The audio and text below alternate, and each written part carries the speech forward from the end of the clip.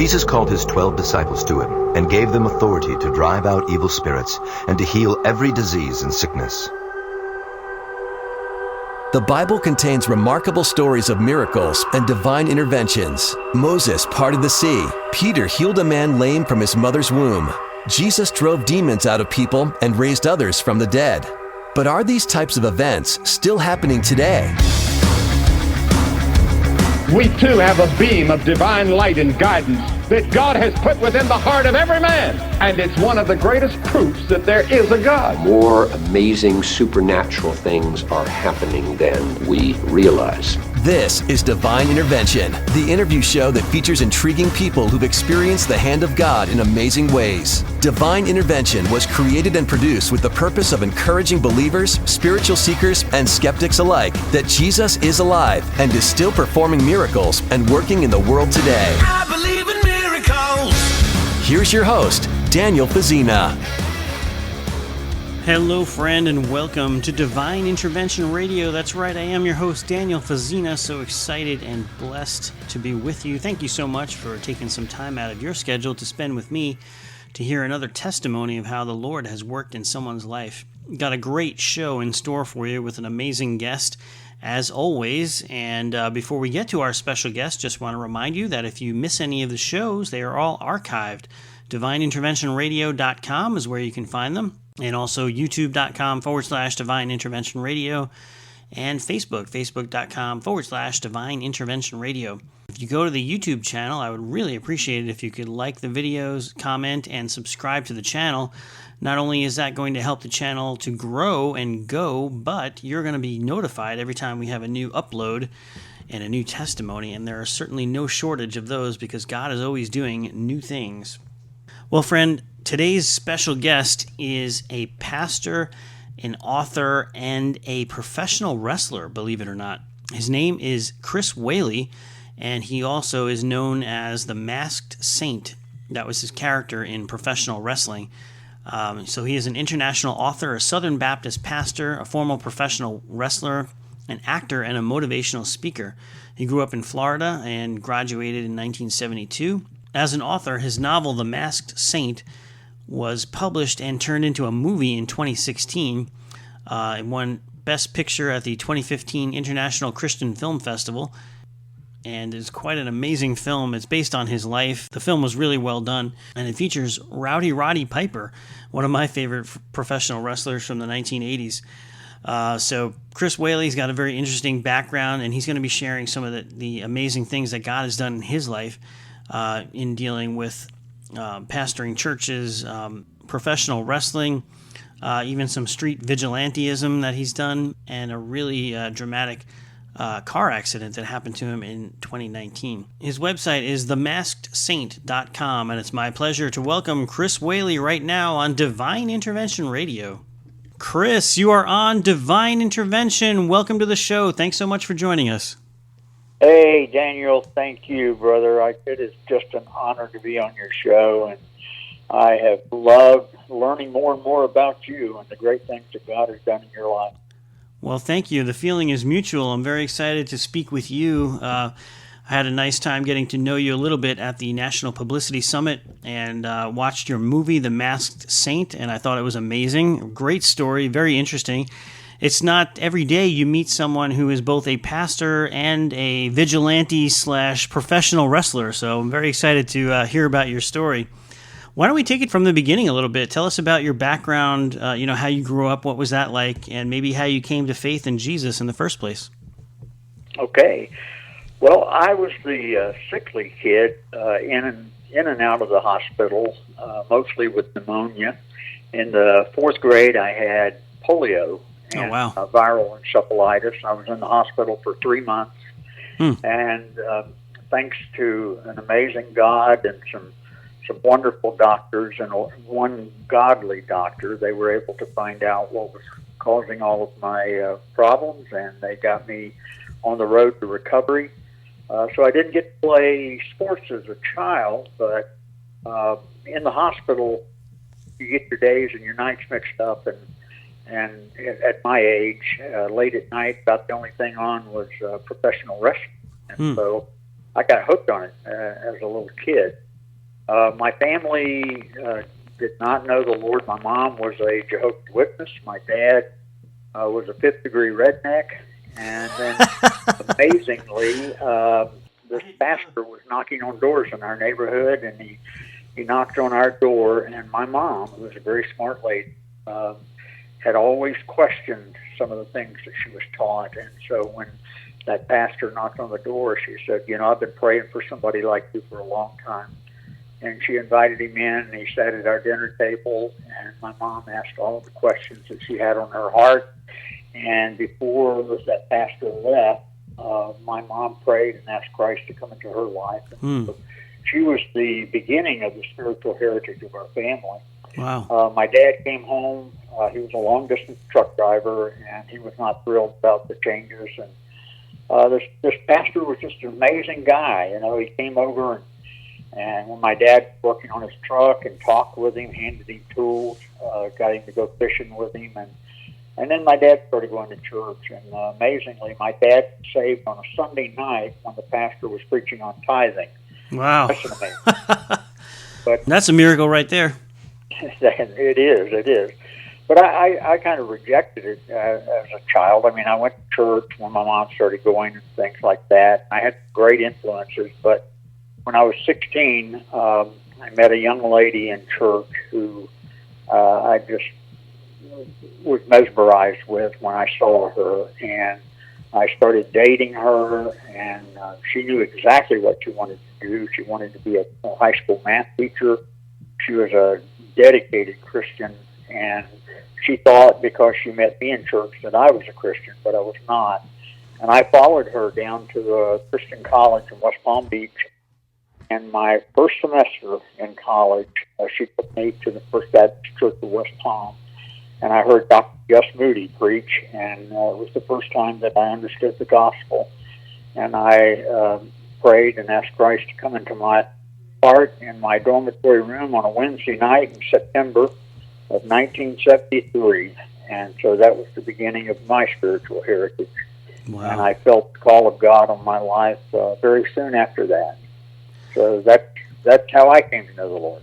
That's wonderful. I love it how, sometimes you have a defining moment like that. Not everybody does, but you obviously remembered very specifically where you were, the day, the date, the year, all of that. So obviously it was very significant to you. How did your life change from that point going forward after you asked the Lord into your life? Well, I talked with Dr. Moody because of the things that I was, feeling inside, and I didn't have an answer for. And the more and more he talked to me and questioned me, he said, Chris, I think there's a possibility God might be calling you into the ministry, and you need to seek Him and seek His face and get on your knees and pray and just see if that's God's direction for your life. And I did that, and it was confirmed that, God had called me to be a pastor. We graduated from Palm Beach Atlantic University and went back to Central Florida, where we're both from, and my wife was teaching at her alma mater. And I was looking for a position as a youth pastor. When you're 22, 23 years old, there's not a lot of churches that want you as a pastor. Right.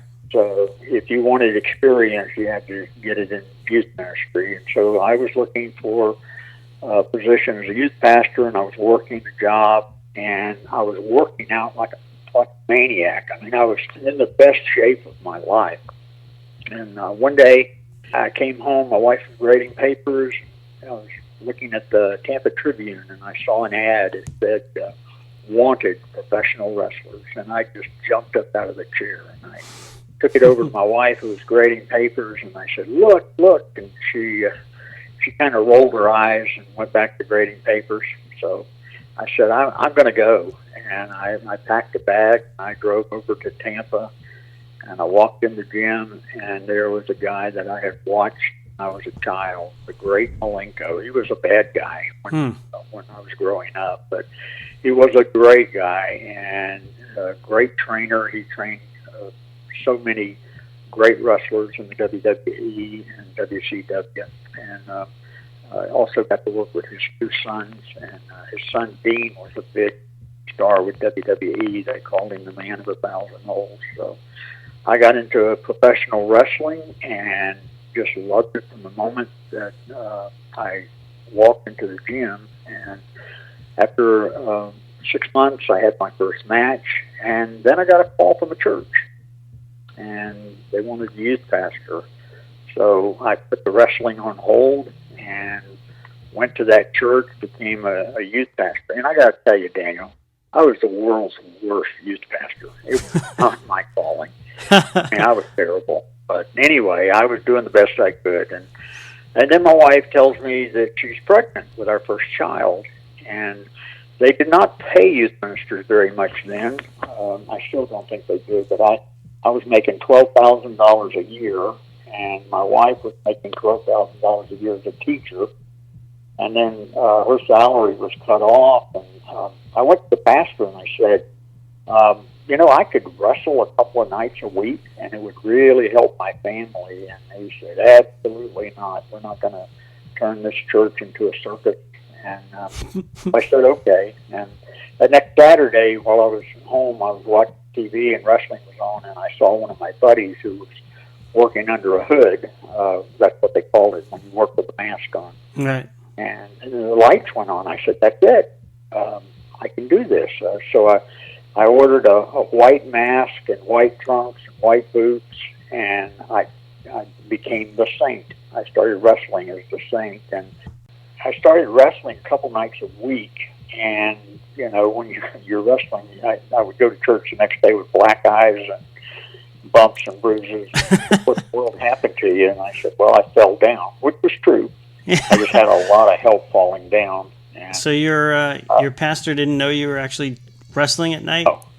No, nobody knew I was doing that. Right. Okay. And because I told you I was the world's worst youth pastor, but I got fired, and then we were part of a great church in Lakeland, and we went on a trip in North Georgia with a Sunday school class, and God was just really tugging, saying, you're not doing what I called you to do. And I was running from it. I mean, I was making more money than I'd ever made in my life. I mean, we were living in our dream home, and so I was fighting it. But when we went on that trip to North Georgia, one day we went whitewater river rafting down the Chattooga River, and God got my attention. I got thrown out of the raft, and the current just sucked me down to the bottom. Oh, boy. And I was trying frantically to get up. I couldn't do it. And then it hit me. He said, I'm going to die, and I'm going to go face God, and I'm going to tell him why I didn't do what he called me to do. This is almost like a Jonah moment, right?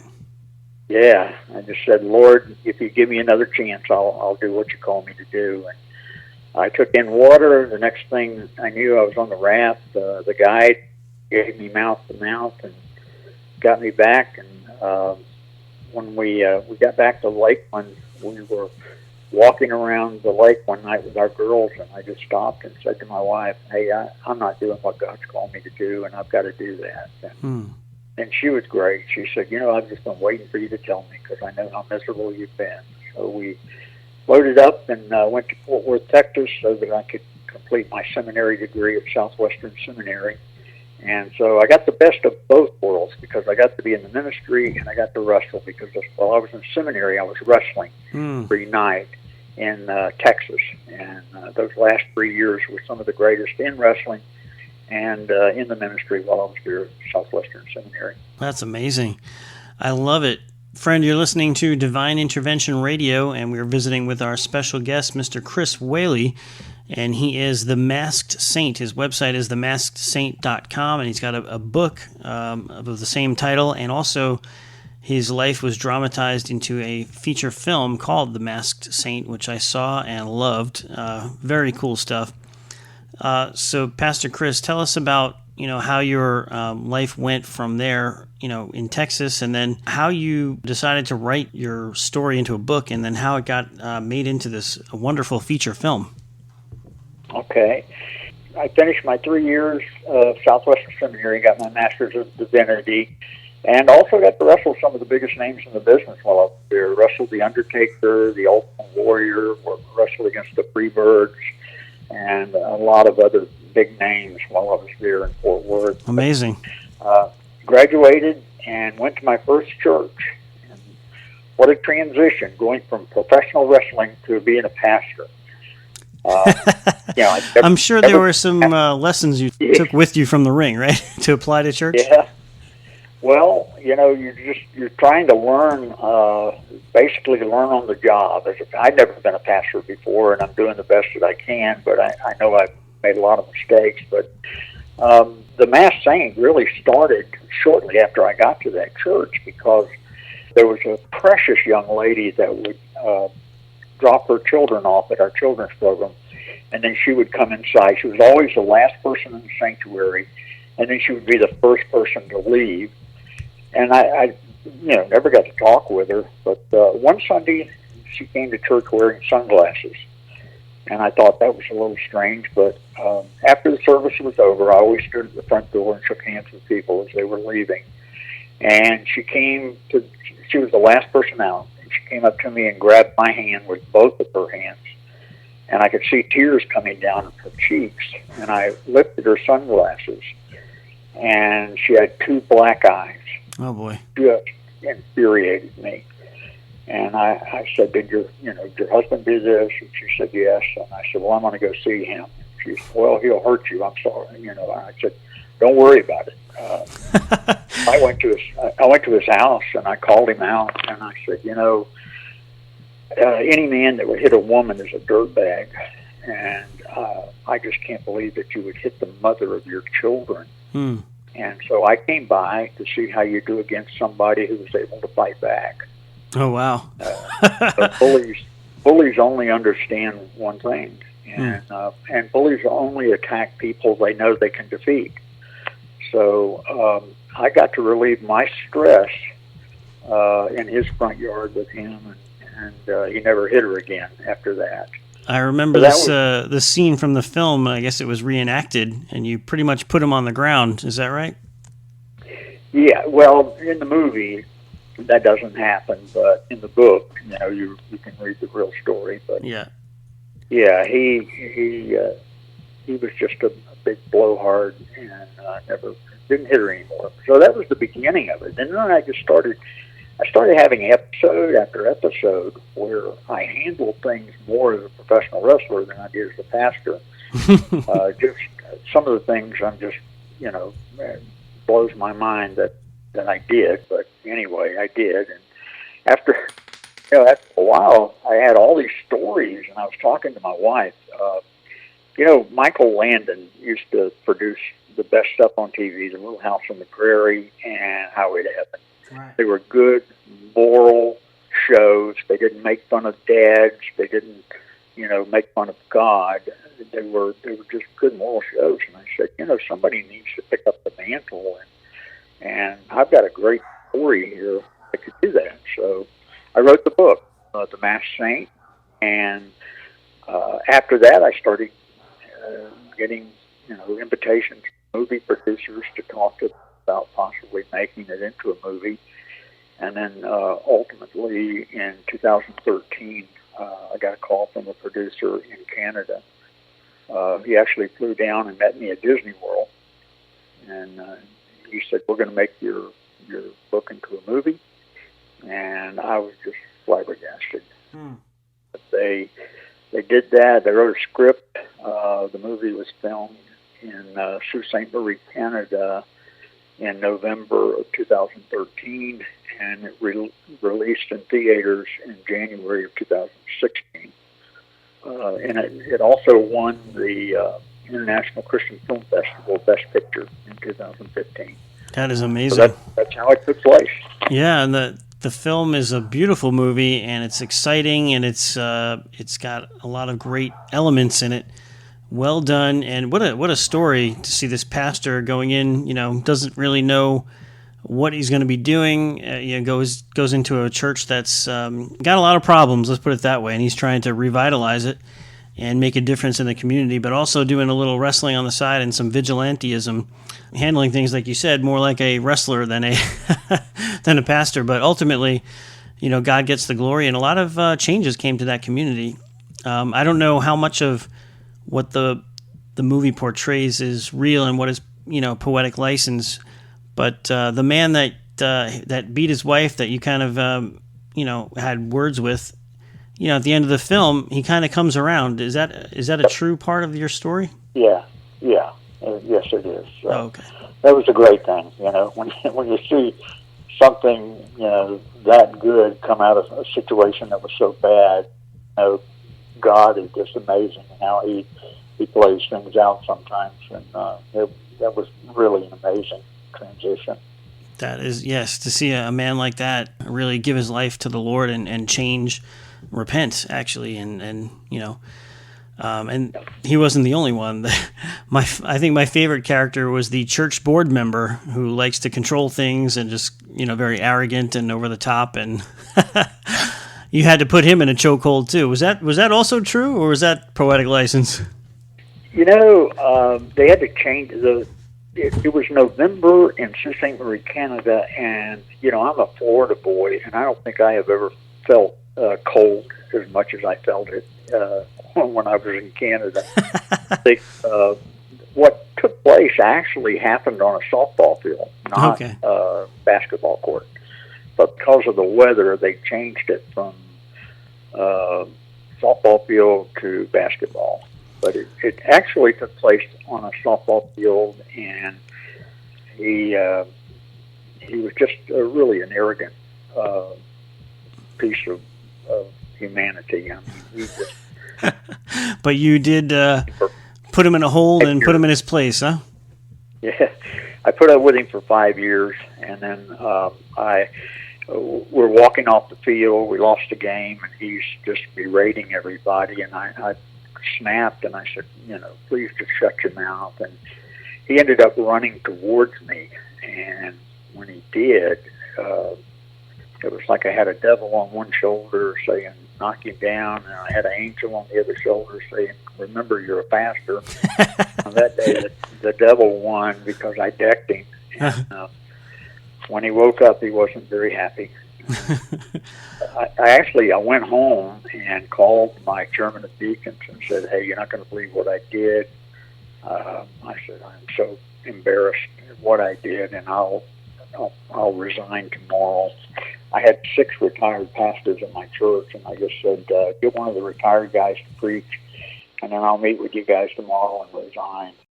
About an hour later, the chairman of deacons called me, and he said, well, I talked to all the other deacons, and they don't want the retired guy to preach. They want you to preach. And they said, we'll talk about it tomorrow. So the next morning, we had 2 services, had an 8:30 service and 11. And at 8:30, oh my goodness, I was just miserable during this whole time of worship. And the guy that I hit was in the service. He was chomping at the bit, sitting over to the side. And when it came time for me to preach, I walked down from the platform. I just walked down and stood in front of the people, and I said, I've heard about people that give the Lord's work a bloody nose. I just never thought I would be one of them. And I told them what I did, and I said, I hit him. He's sitting over there, and he's one of the most reprehensible human beings I've ever met, but that was no reason to do what I did. And I asked you to forgive me. I've asked God to forgive me, and I'm asking this congregation to forgive me. And at the second service, it was packed. I mean, it was packed because the word got out, and I had to do the same thing all over again.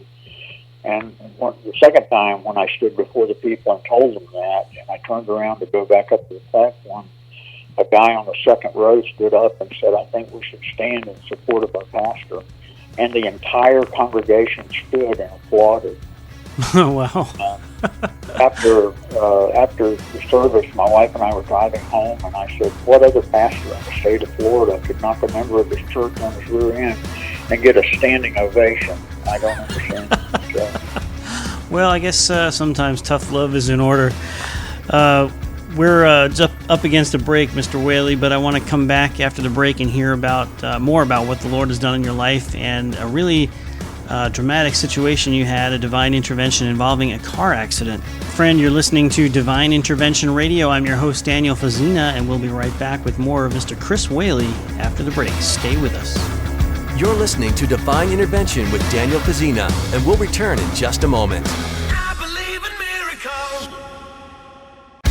Hey, this is Daniel Fazina of Divine Intervention Radio. The Bible contains some incredible stories of miracles and divine interventions. Jesus calmed a raging storm, healed paralytics, and even raised the dead. But are these types of events still happening today? The answer to this question, as you will see from reading my book, Divine Intervention, 50 True Stories of God's Miracles Today, is an emphatic yes. Contained within the book is a collection of amazing true stories that attest to this fact. You will read the astonishing first-hand accounts of people who have been healed of paralysis, terminal cancer, and tumors through prayer. You will see the love of God powerfully transform the life of an Islamic terrorist. You will witness the liberation of the demon-possessed, the resurrection of the dead, and much more. Prepare to be awed and inspired as you experience divine intervention. More information about Divine Intervention, 50 True Stories of God's Miracles Today can be found at www.divineinterventionradio.com or by calling 800-247-4784. That's 1-800-247-4784. Divine Intervention is supported by FarewellMortgage.com. With FarewellMortgage.com, you can learn how to eliminate your home mortgage and replace it with a home equity line of credit. This can help you pay off your home years faster and save you thousands in mortgage interest. My wife and I said farewell to our mortgage and replaced it with a first lien HELOC, and now we're set to save 25 years and over $100,000 in mortgage interest. More information about this better way to finance real estate can be found at FarewellMortgage.com.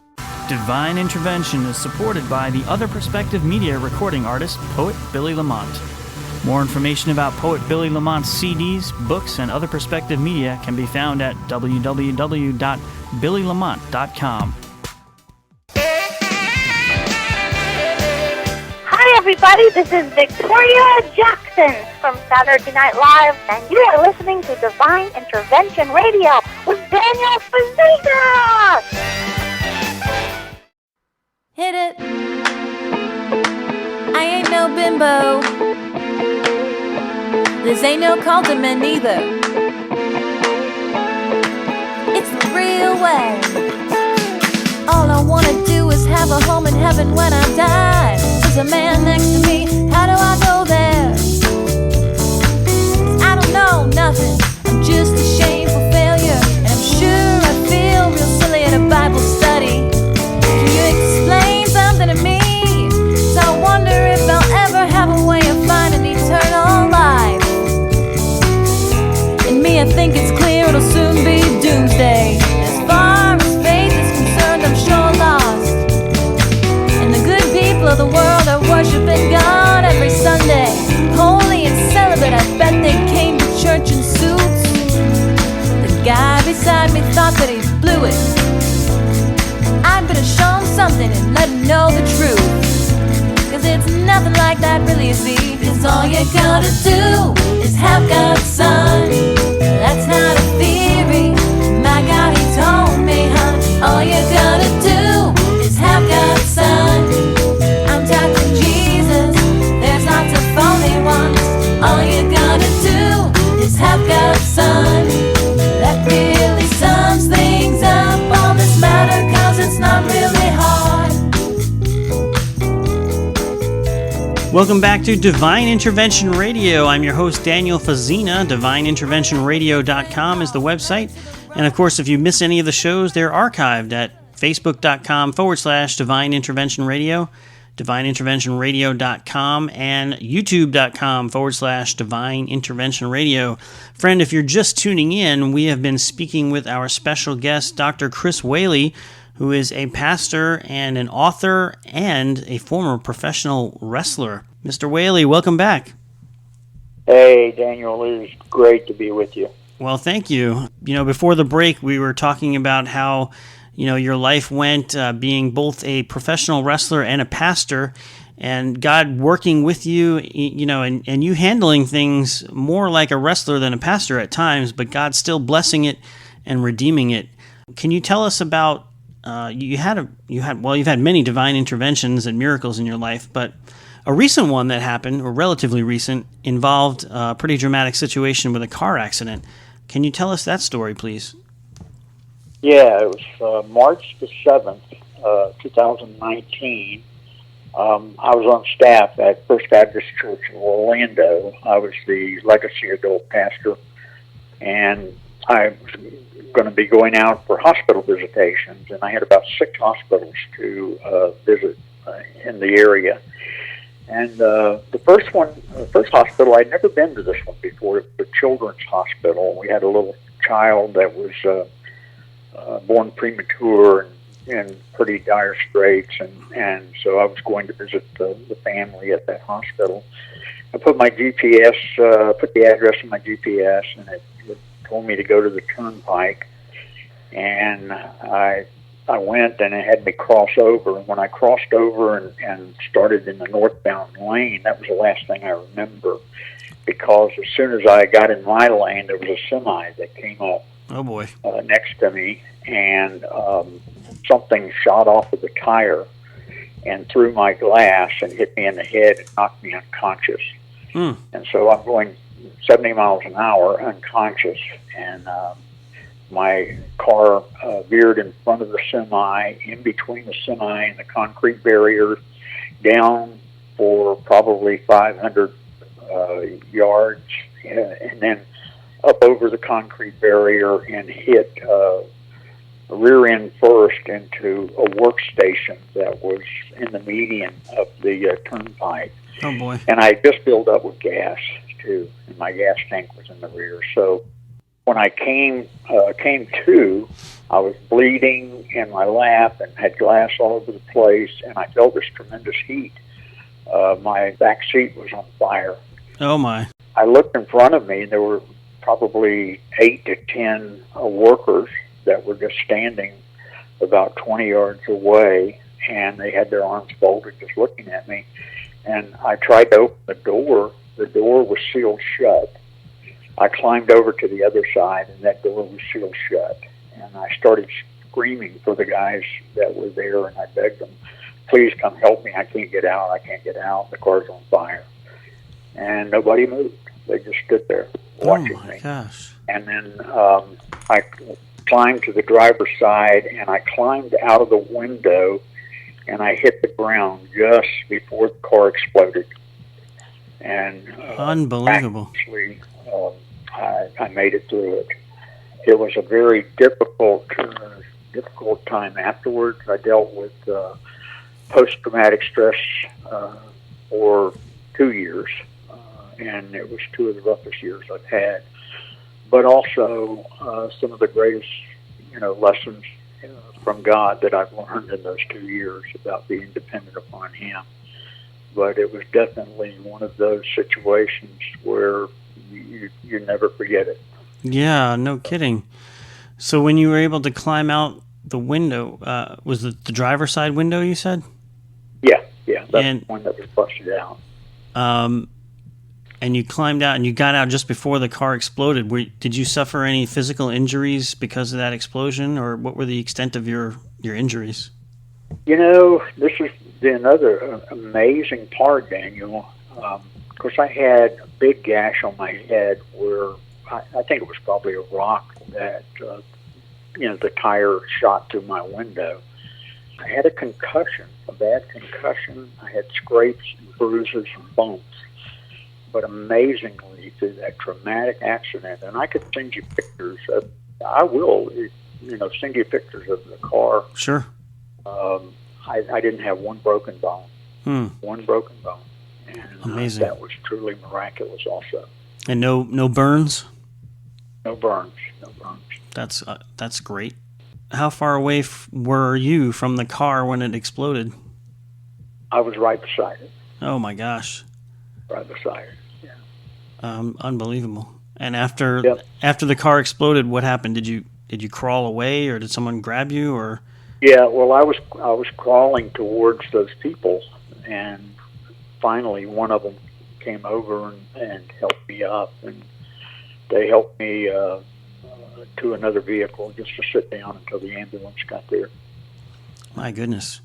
I can't imagine that an experience like that would be very traumatic. I've had spin outs in my car and some close calls, but never anything that traumatic. And those incidents that I had definitely stick with me. I can remember them like they were yesterday.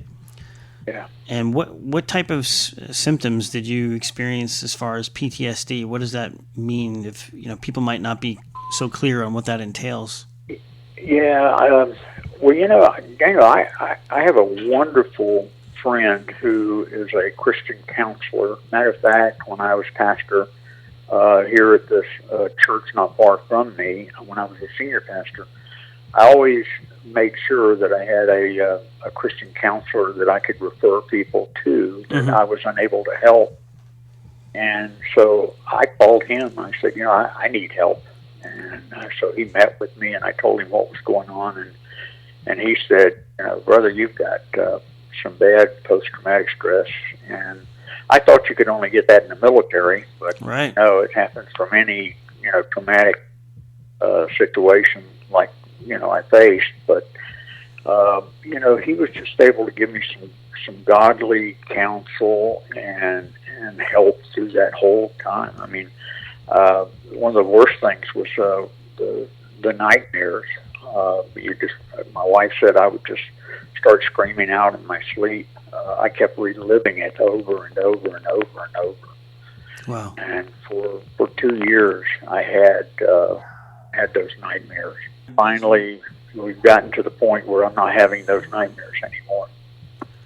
How long was it before you were able to comfortably get in a car and drive anywhere? It was months. Yeah. It was. I did drive to the church, but I just didn't drive on the main highway anymore. I took all the back roads, and when my wife and I would go on a trip, I'd get her to drive because I just couldn't do it. Yeah, but now, I imagine. Now I'm able to do it. Well, that's good.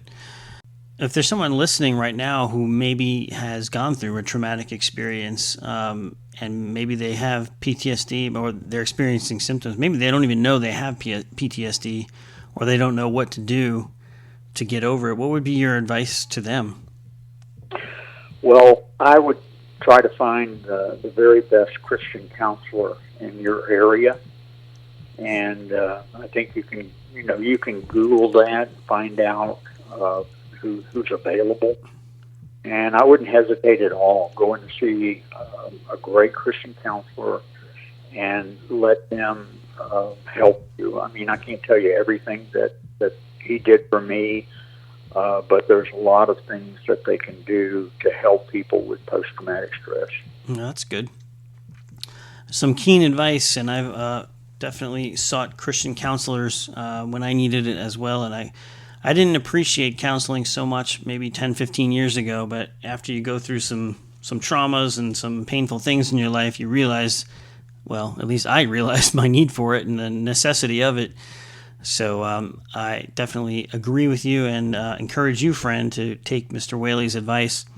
Friend, you're listening to Divine Intervention Radio. I'm your host, Daniel Fazina, and we're visiting with our special guest, Dr. Chris Whaley. He is the Masked Saint. TheMaskedSaint.com is the website, and he's got a wonderful book of the same title and the feature film, The Masked Saint, which kind of dramatizes his life as going from a professional wrestler to a pastor and kind of back and forth there, and how the Lord weaved those two things together. Mr. Whaley, I want to ask you about, you were able to take part in the filming and obviously being a consultant on the film itself. I've been on film sets, and they're very long, and sometimes you have mixed company, and the spiritual atmosphere on the film set. Can you comment on that at all? Because I know there are different feelings and different atmospheres on the film set. I'm sure a completely secular film set would be different than a godly one. But what did you notice? And can you share any stories from behind the scenes of the making of The Masked Saint? Yeah, Daniel, I had absolutely no idea what to expect. I had never been on the set of, where they were filming. But I still remember that day. It was November the 4th of 2013, the first morning of the filming. It was 6:30. They had a driver that took me up every day to take me to the wherever they were filming, and the driver took me to the spot where they were opening the filming, and I was introduced to the director and the assistant director and other people that were on his staff there working with the filming, and I actually got to start it with prayer. I started that morning praying. Wonderful. For them, and they were not a I don't think any of them were Christians. Okay. But I think out of the filming of that movie, it definitely touched, a lot of the lives of those people who had absolutely no connection with Christianity whatsoever. Wow. And so that was a great thing. And then there were so many people that were on the cast, extras and things like that, that I had the opportunity to share Christ with, and had the opportunity to just, give a great witness to them about what God had done in my life. And they were just so blown away for the fact that, a pastor was a former professional wrestler. And so it gave me a lot of open doors with all of those people. And I've made some, lifelong friends, too, since then that I stay in touch with. And after the filming was over, I had a lot of these guys that were friends with me on Facebook that were messaging me, asking me questions. One particular guy, I had, I don't know how many conversations. He was a hardcore guy. Boy, oh boy, was he hardcore. But I think I was able to make a great impression upon him for the Lord also. So it was a great experience for me. That's wonderful. I'm really excited, and I'm just pleased to hear that, and to see that all these non-Christian people were drawn to your story, and God was using that to witness, and it's just an amazing story. Like I said, it's not very common or often that you hear of a pastor who's also a professional wrestler. Well, Daniel, if people ask me and say, what would you hope that you get out of the mass thing? What would you hope people get? And the one thing that I would hope people would get is this, that God is the God of second chance, and a third, and a fourth. He's given me so many chances. One of my favorite passages in Scripture is Jeremiah 18, 1-6, where he told Jeremiah to go to the potter, he would teach him a great lesson. And when Jeremiah got through with the vessel, it had a lot of flaws in it. And he took that vessel and he squished it back together and he put it back on the wheel.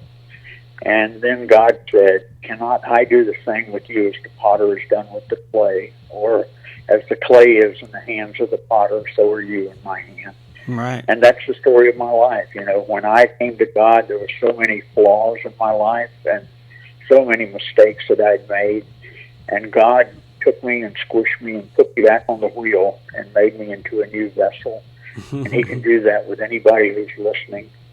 And I just want to tell you that we serve the God of a second chance, and so don't give up. That's right.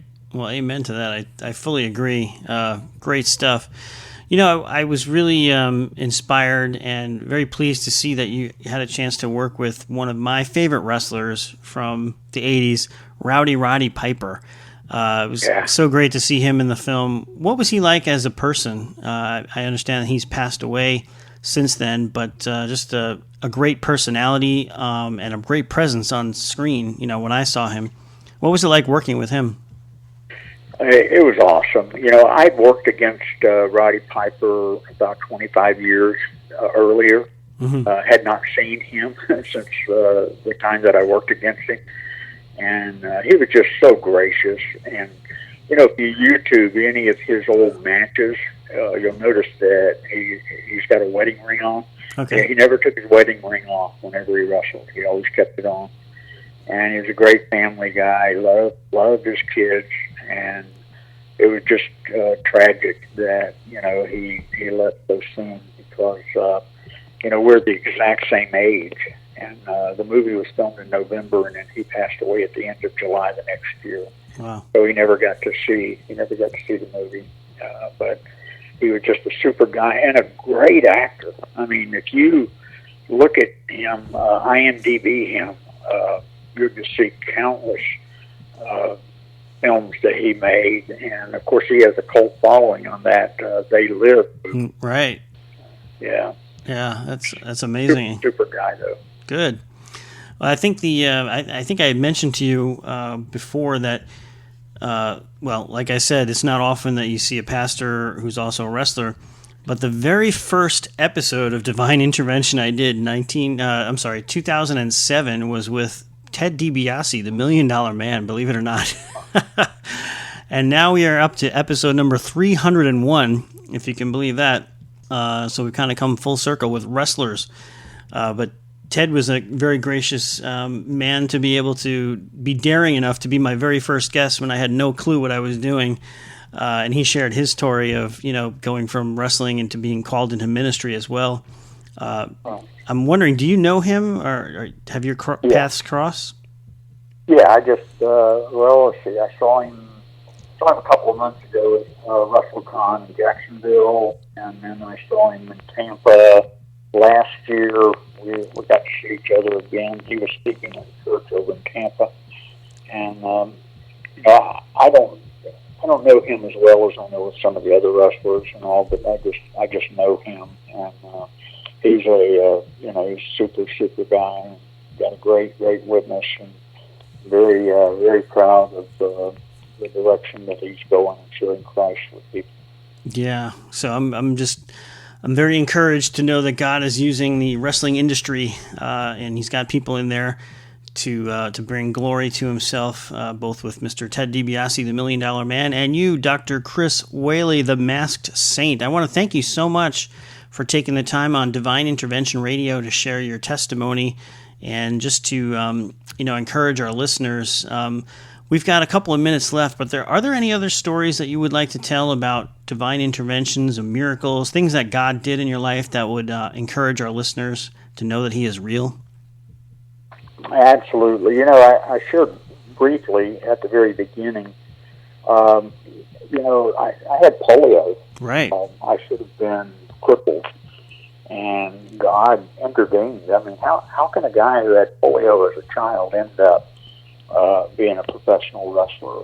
But God intervened into that and made my legs whole again, and was able to fulfill my dream. Wrestling was my dream. Ministry was my calling. So I'm one of those that got to fulfill my dream, and am still having the opportunity to fulfill my calling in God. I have a wonderful wife of 46 years. We started dating at 16, and we got married when we were 21, and we've been married for 46 years. Wow. I have two wonderful, godly daughters that married godly men, and I have 6 grandkids. And Congratulations. So, I have so many stories of where God intervened into my life and did some amazing things, and I can never thank Him enough for all that He's done for me.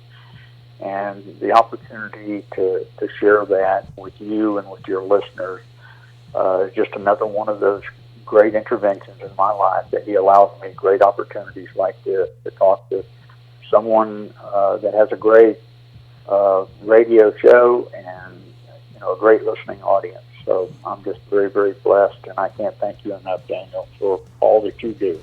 Oh, well, thank you, Chris. I really appreciate you and the kind words, and I'm just thrilled about what the Lord has done in your life. So again, our special guest on Divine Intervention Radio has been Dr. Chris Whaley. You can check him out at themaskedsaint.com. Do check out his book, The Masked Saint, and the feature-length film dramatizing his life, also called The Masked Saint. Mr. Whaley, it's been a pleasure and an honor. Thank you, and keep up the great work you're doing for the Lord. All right, Daniel. God bless you, brother, and thank you. All right. Well, friend, that about does it for another exciting episode of Divine Intervention Radio. I want to thank you for tuning in, and please join us next time as we feature another story of how the Lord is changing the world one heart and one life at a time. Take care, and God bless.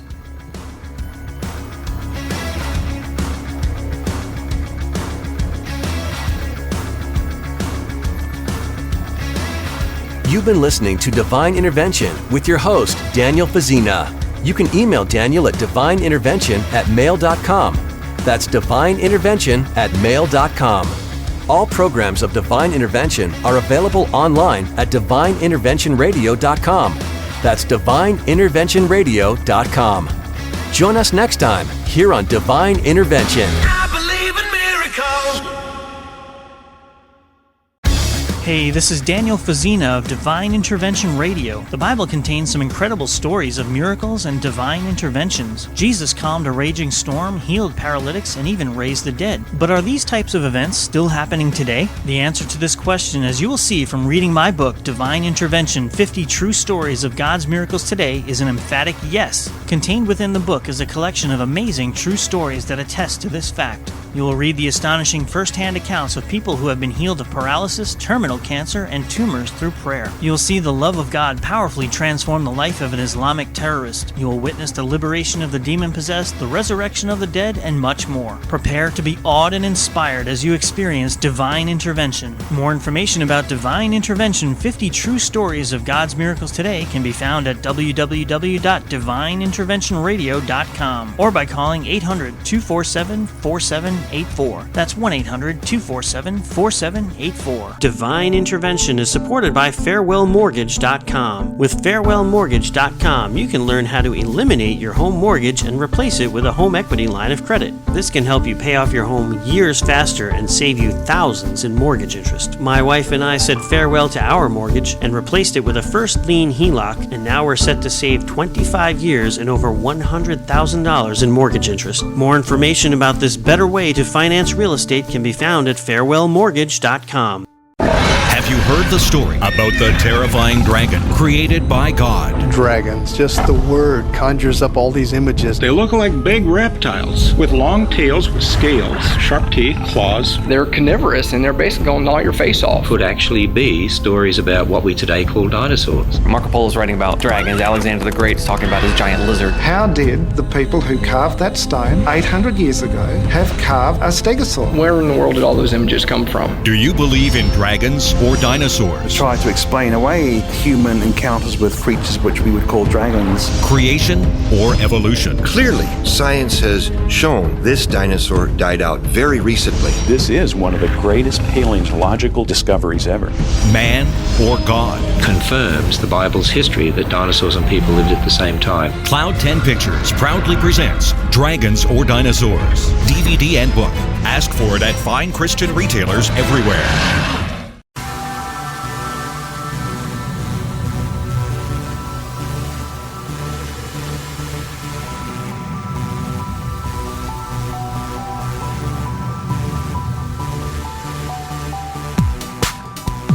Divine Intervention is supported by the Other Perspective Media recording artist, poet Billy Lamont. Poetry, music, film, video, publishing, art, activism, photography, philosophy, Jesus. The Other Perspective 777, a sacred art sensory experience.